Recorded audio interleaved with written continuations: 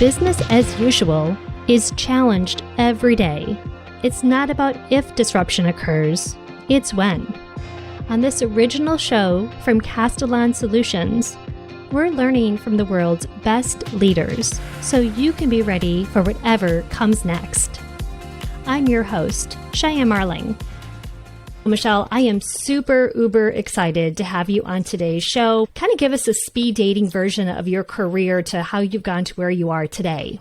I started my career, my business recovery career, as we called it back then, at Household International.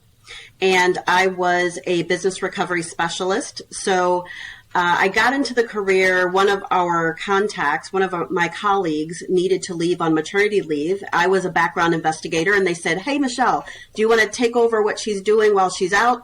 Not the biggie, just color code things in this business recovery plan. Pink for vendors, yellow for teams. Don't even need to read it, just color code it as the changes come through." I'm nosy, and so I read it, and I had recommendations for improvement. And basically, she didn't come back from maternity leave, and they said, "Well, since you have so much to say, go ahead, you take it over." So I did, and I decided that I wanted to expand, not just business recovery or people processes, teams, that type of thing, but I wanted to add technology in as well. And so I joined a technology consulting firm, Whitman Hart, and there I rode the bench for a while because people really didn't want to have people come in and do business recovery planning. What was that really? So I had to learn systems and make sure that I could go in and help them optimize their network. That's when they would talk to me. And while I was there, then I said, "Oh, by the way, have you documented this in the event of an emergency?" And so, that's how I was able to get in. And from consulting, that led to being an engineer for a storage area network organization, EMC.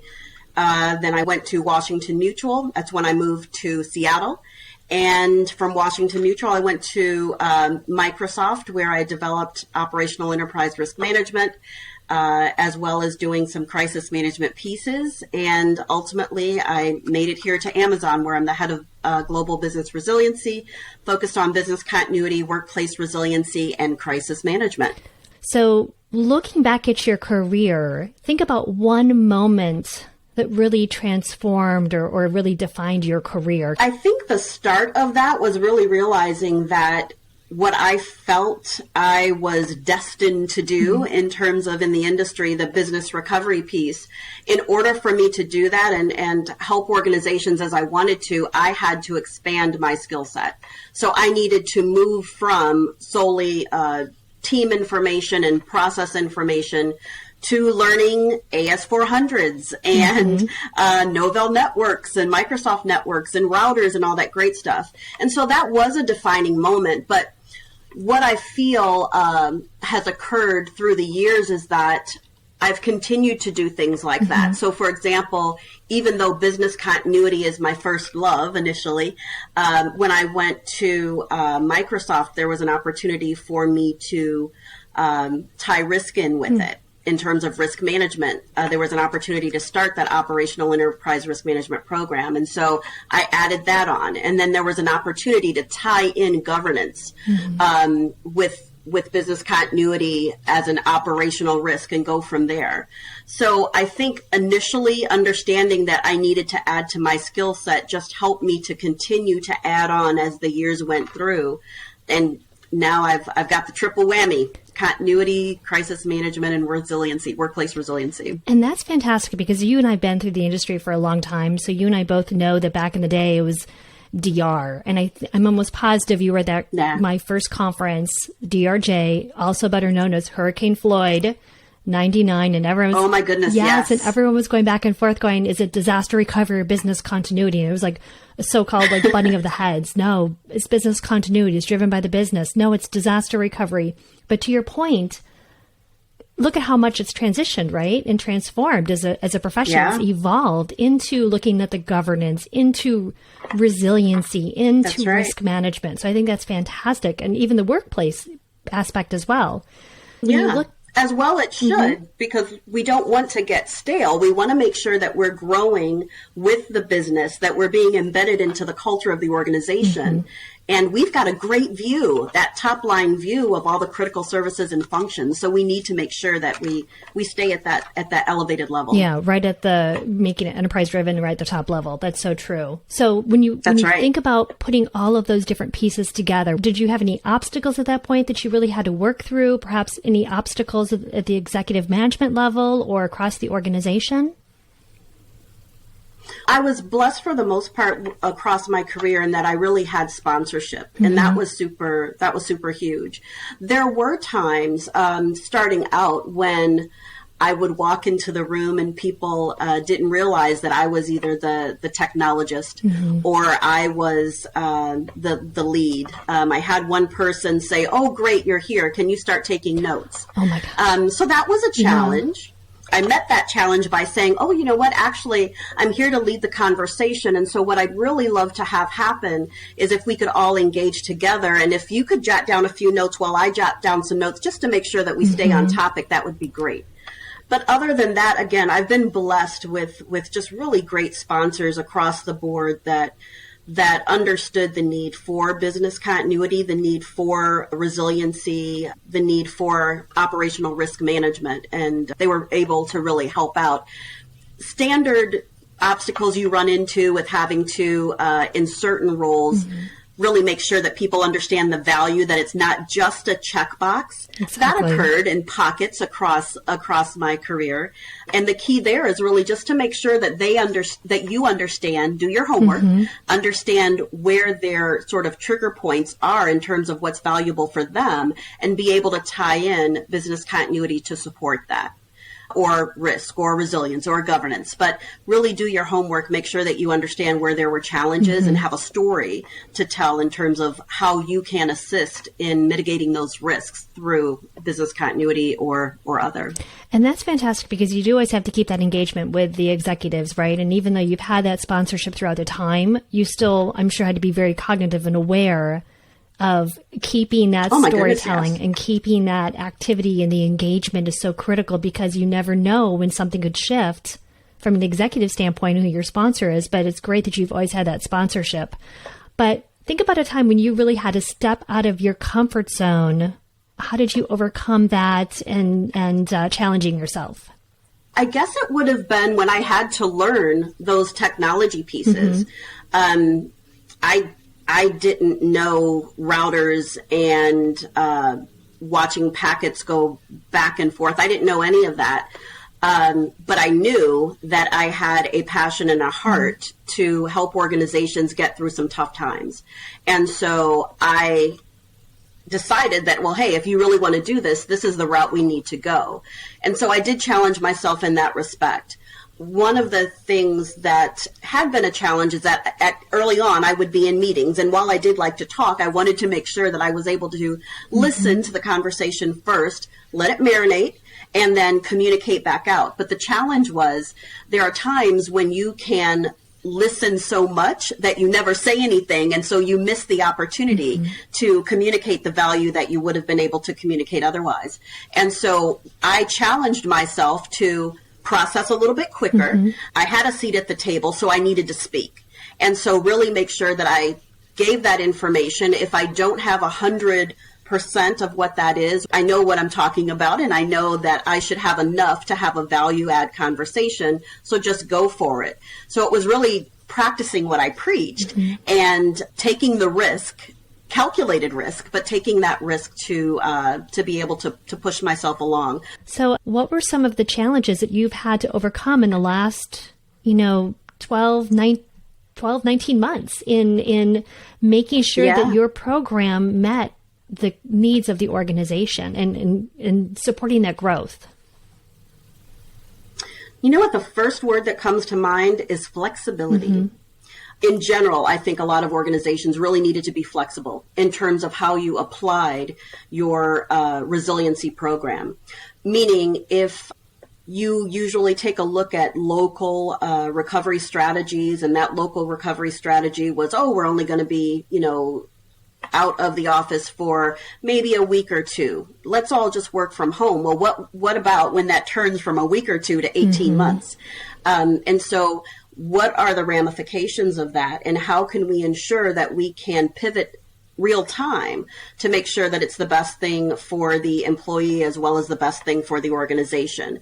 So flexibility is just really a key point. And I think that we've learned a lot in terms of priority, what we really, really can't live without and what we can, what our mission critical sites really, really are. There's just a lot of flexibility that has to be inherent in the process and a lot of communication overall so everyone is on the same page. So true. And I know before COVID hit, you were traveling a lot. I saw different posts. You were, all across Europe and Asia. So It must be, having to now switch and communicate virtually across the entire globe with your team. That must have been a challenge in the last year. It was a big shift because I definitely was used to traveling and engaging directly with the teams in Bratislava or Hyderabad, India, or wherever. But now, you know what? It is what it is. We need to do it virtually. And so with that, we need to make sure that we're cognizant and respectful of time zones. And so every now and again, I'll say, well, you know what? I realize that in China, 5:30 my time is probably right when you're waking up. But I tell you what, I'm going to have some meetings more aligned to your time zone just to make sure that you don't have to stay up all night or be up super early in the morning. And so it's really making sure that you have a really good understanding of, really it's a part of diversity as well, making sure that you understand that particular area and when it would be best to engage with that team. To be respectful of those time zones. So that's one piece. The other piece is, it's quite interesting because it started some conversation when I was downstairs. I had my curio cabinet that had a couple of things in it, and people would say, "Oh, wait a minute, what's that?" And we would start conversations off of that. And I think it was fine because if people didn't want you to see the things in the background, they could blur it out. But that's also a conversation starter. And it actually helped us to get to another level of engagement. So it wasn't just always business. We can sort of have some times where we just chat for a bit, and that helps to strengthen the relationship. Yeah, that's such a good point. When you look back through your career, what is one kind of piece of advice that you would give your younger self? It's okay to ask for help. Actually, from a leadership perspective, it shows a lot of leadership when you know that this is an area where you need to either delegate to someone else or you need to reach out and gather assistance. So I would say that my younger self, you don't have to do everything on your own. Make sure that you're engaging others as necessary. I would also say, you know what? You know what you're talking about. Speak up. If you feel that there's something that you need to share, then go ahead and share it. Again, you have a seat at the table for a reason. So start communicating as necessary. And thinking about through your career, is there anything that you would have done differently? I probably would have ensured that I engaged a little bit more actually on the broader technology side. So even though I had some technology insight, what I would do is just sort of build one on top of the other. And I didn't necessarily go back and do an additional deep dive on technology to make sure that that I was keeping up with that in alignment to some of the processes and other more general information that I had, like on governance and things of that nature. And if I look at technology, looking at artificial intelligence, how does that impact maybe cybersecurity? I got a lot of that a little bit later on, but had I done it a little bit earlier, I would have really been able to tie in all of the pieces and then much more value add, I think. Because what you want to do is make sure that you have a couple of different avenues that you can go through, not solely technology. For me, not solely technology, not solely business process. I like to have a few that I can interchange, and I think I would have probably stayed on top of the technology to make sure that I could lay that on top of some of the other things that I had going on. And that's such an interesting point, because when I speak to a lot of professionals in the industry, some of them are very technology focused. Some of them are very business focused, and it's hard to kind of straddle both, to be, I don't want to say an expert, but to be able to be an advisor in both. And then you also think about all the events that we've had, what's kind of your stance on the governance versus the event piece and how you've been involved in your career? Well, the governance is critical because that's where you really understand, okay, roles and responsibilities, who has accountability. If you follow the General Racy, who has the responsibility, the accountability, who's consulted, who's informed. And so when it comes to crisis management, that's a key piece because we've got to know, okay, how do we escalate as necessary? First of all, if it's an incident, how do we know that it's triggered to a crisis? And when it has triggered to a crisis, how do we know who to engage? So I think from a governance perspective, if you really have a good understanding of what's required, of who needs to be engaged, how they need to be engaged, how things need to be escalated, that will only assist you when it comes to crisis management. It's just it's not even a stepping stone, I wouldn't say. It's part of the process. I think inherently you really do have both. Some people, it's interesting. I'm not sure that everyone realizes that, hey, if you're doing crisis management, you're probably doing some governance as well. And of course you can escalate that or elevate that skill set. But I would encourage people to give yourself credit because once you realize that you're actually doing both, then you can make the conscious decision on, okay, I want to learn even more. I want to do this. I want to do this with a lot more intentional direction versus just sort of doing it because it organically came together. And that leads me to my next question. So think about emotional intelligence, situational awareness, and being a change agent. Which one do you feel is your kind of strongest competency that's gotten you to where you are today?